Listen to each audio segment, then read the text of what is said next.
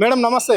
చెప్పండి మేడం, ఏం ఉద్దేశించి మరి ఇంతగానం కేవలం నిరుద్యోగులు విద్యార్థులు మాత్రమే యూత్ మాత్రమే కనిపిస్తున్నది స్టేడియం దగ్గర, ఎందుకు రావాల్సి వచ్చింది? ఇప్పుడు ఈ ప్రోగ్రామ్ పెట్టింది యువత గురించి. ఏదైతే రేవంత్ రెడ్డి గారు జాబ్ డిక్లరేషన్ అని చెప్పి, జాబ్ క్యాలెండర్ అని చెప్పేసి యువతకి ఎన్నో ప్రామిస్ చేసి ఈరోజు ప్రభుత్వం ఏర్పడిన తర్వాత అదే ఏమంటారు యువతకి మొండి చేయి చూపించే వైఖరి ఈ ప్రభుత్వం చూపిస్తుంది. కాబట్టి నిరుద్యోగుల పక్షాన ఉండి బీఆర్ఎస్ పార్టీ వాళ్ళకి సపోర్ట్ చేయడానికి ఈరోజు ఇంత పెద్ద ఎత్తున సభ నిర్వహించడం జరుగుతుంది. వారి మాటలు నమ్మరనే ఉద్దేశంతో రాహుల్ గాంధీని కూడా తీసుకొని వచ్చి సోనియా గాంధీతో కూడా చెప్పించడం జరిగింది. ఉద్యోగాలు ఇప్పిస్తాం, మేము అందరికీ కూడా న్యాయం చేస్తాము అని చెప్పారు. కానీ ఇప్పుడు చూస్తే మరి రాహుల్ గాంధీకి, సోనియా గాంధీకి, ప్రియాంక గాంధీ కనిపించట్లేదా తెలంగాణ రాష్ట్రంలో నిరుద్యోగులు ఎంత ఇబ్బంది పడుతున్నారు? మరి అప్పుడు ఇక్కడికి వచ్చి ఆర్టీసీ క్రాస్ రోడ్ లో బిర్యానీలు తిని మరి నిరుద్యోగులతోని కూర్చొని మరి వారికి ప్రామిస్ చేసి పోయినరు కదా.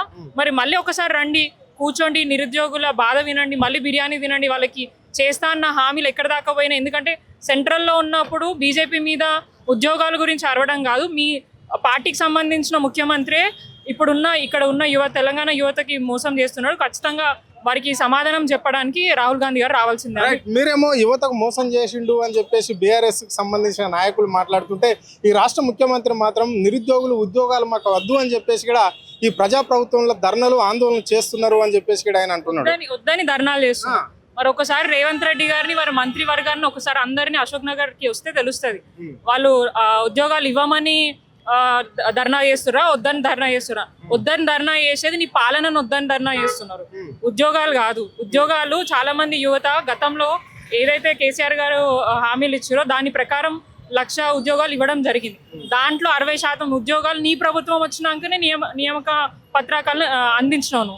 మళ్ళీ నీ ప్రభుత్వంలో ఇచ్చినాను. ఇప్పటిదాకా వారి ప్రభుత్వంలో ఏడాదికి 2 లక్షల ఉద్యోగాలు అన్నారు. మరి 3 ఏళ్ళు అవుతుంది. సో 3 ఏళ్ళ కనంటే 6 లక్షల ఉద్యోగాలు రావాలా? మరి ఏడబోయినాయి? 6 లక్షలు కాదు కదా, 6 ఉద్యోగాలు కూడా ఇప్పటిదాకా పూర్తిగా ఫుల్ఫిల్ చేసింది కనిపించట్లేదు. ఇక్కడ 67,000 ఉద్యోగాలు కాంగ్రెస్ పార్టీ భర్తీ చేసింది, ఇంద్రమ్మ ప్రభుత్వం, ప్రజా ప్రభుత్వం.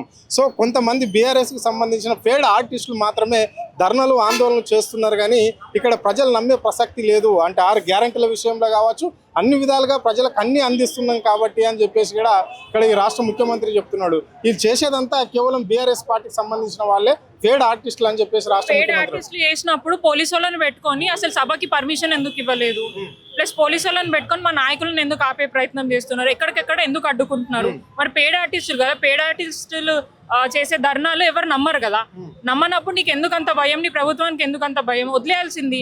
అంటే నువ్వే ప్రభుత్వంలో ఏర్పడినప్పుడు నువ్వు చెప్పింది ఏంది? ప్రజలు స్వచ్ఛందంగా బయటికి వచ్చి మీ బాధలు ఏముందో చెప్పుకోవచ్చు, మేము ధర్నా చౌకులు కూడా ఎత్తేస్తున్నామని చెప్పినాం. కానీ ధర్నాలు కాదు కదా, మేము ఒక మాట చెప్తేనే కేసులు పెడుతున్నాం.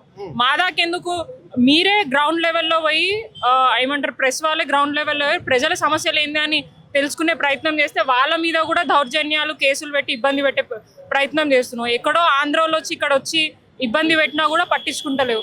తెలంగాణ బిడ్డల మీద ప్రేమ లేదు, ఆంధ్రాలో వాళ్ళ గురించి ఆలోచిస్తున్నావు తప్ప తెలంగాణలో గురించి ఆలోచించే మనస్తత్వం రేవంత్ రెడ్డికి లేదు. కాబట్టి ఇట్లాంటి వైఖరికి పాల్గొంటున్నాడు. వారికి బుద్ధి చెప్పడానికి ఈరోజు తెలంగాణలో రాష్ట్రంలో ఉన్న నలుమూలల నుంచి నిరుద్యోగులు ఇక్కడికి వచ్చి వారి నిరసన ప్లస్ సపోర్ట్ తెలియజేయడానికి అయితే ఈ కార్యక్రమాన్ని ఏర్పాటు చేయడం. కానీ ఎక్కడికక్కడ పోలీసు వాళ్ళు ఆపే ప్రయత్నం చేస్తున్నారు, అడ్డుకునే ప్రయత్నం చేస్తున్నారు.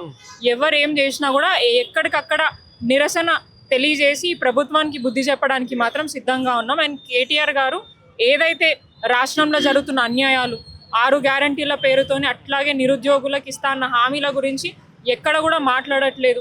స్కాలర్షిప్స్ ఇవ్వట్లేదు, ఉద్యోగాలు నింపట్లేదు, ఇస్తా అన్న స్కూటీలు ఇవ్వట్లేదు. అంటే 6 గ్యారంటీల్లో 1/2 గ్యారంటీ కూడా పూర్తి స్థాయిగా ఇంప్లిమెంట్ కాలేదు. సో దాని గురించి ప్రజలకి వివరించడానికి, వారికి సపోర్ట్గా నిలబడడానికి ఈరోజు కేటీఆర్ గారు మా పార్టీ నాయకులు అందరు కలిసి ఇక్కడ రావడం జరుగుతుంది.